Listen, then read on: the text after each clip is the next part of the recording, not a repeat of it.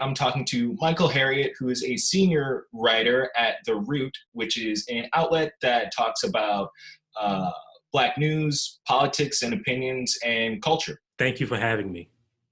All right, so let's just dive right into it. This is the COVID-19 pandemic is going on. There's a lot of news flying around every day.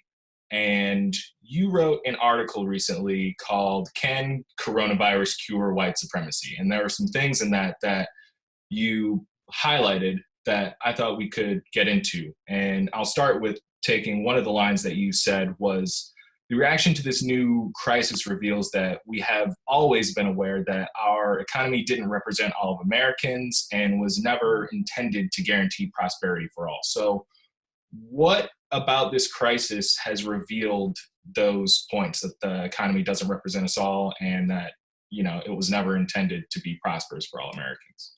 Well, there's so many examples of this, but one of the greatest examples is some of the news that's coming out today that Black people are disproportionately being affected by coronavirus. And a lot of people are associating that with lifestyle because I think it's kind of a malpractice to make that point without saying why they're affected. And a lot of it is because of economic reasons. A report from 2016 says Black people are twice as likely to live in a zip code that doesn't have a hospital or primary care physician. That's economics, right? That stems from the history of redlining. That stems from how we segregated Black neighborhoods throughout American history. You can look at it as, we know that Black people have 1/10 the wealth of white people. For every dollar a white person has, a Black person has a dime.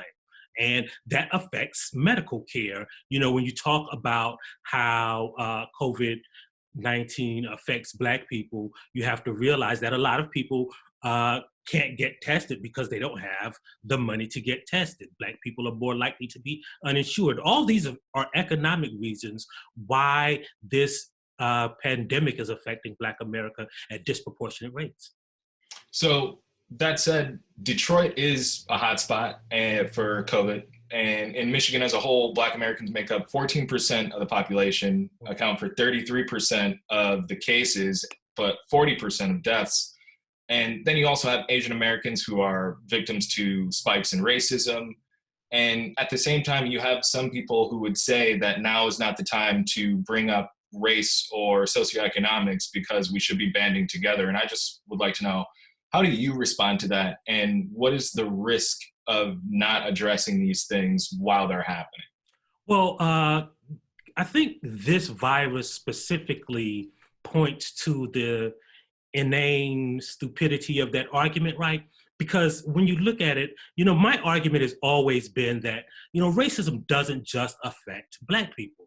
It affects, the entire American population. And this is a good example, right? So when you talk about the American economy now, if you go back to that article, we talked about how legislators admitted that, well, when people are out of work, when when businesses are struggling, the economy struggles, right? Which is what I've argued about Black America, right? When you disproportionately underfund our schools, when we are disproportionate, Black unemployment has always been about twice as high as unemployment. It affects the entire American economy. Now you see this being argued when that crisis hits white America.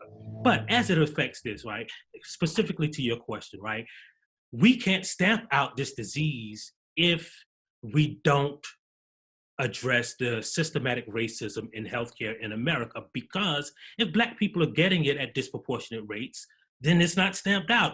If you're on a bus with a Black person that might have it, or if your children attend school, or if you work with a Black person that has it, it affects the entire population. So that shows that, we have to address race if we want to address this pandemic. We just can't treat everyone equally because we know that there's never been anything in the history of America that is as hard to get as this testing is, that costs as much as this testing, and Black people had equal access to it, right? That's never happened. So we have to address those issues to address the COVID-19 pandemic. what are the biggest lessons that you hope we take away as, we get to, again, whatever that new normal is going to look like? Well, so the new normal, what I hope it'll look like is that we see now, like it's as clear as day, that all these economic disparities, all of these racial disparities, all of these educational disparities, it is literally life and death, right? It is not just some ethereal thing that we pontificate about on Twitter, or that we talk about on social media, or that it's some indication of being woke. No, it really is our lives. Like when you live in a red line neighborhood, you might die because you don't have access to medical care. When you work and earn a living that doesn't offer you a living wage, you might die because you can't afford to get testing.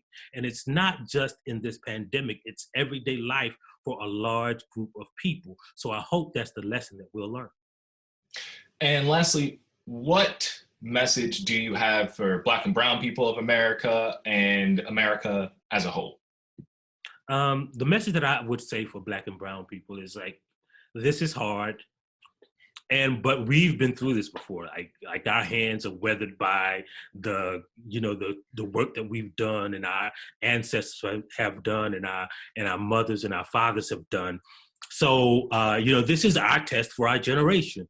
But we know the previous generations that came before us have passed it, and we can pass it too. And as for America as a whole, my message for them is, now you see how interconnected we all are.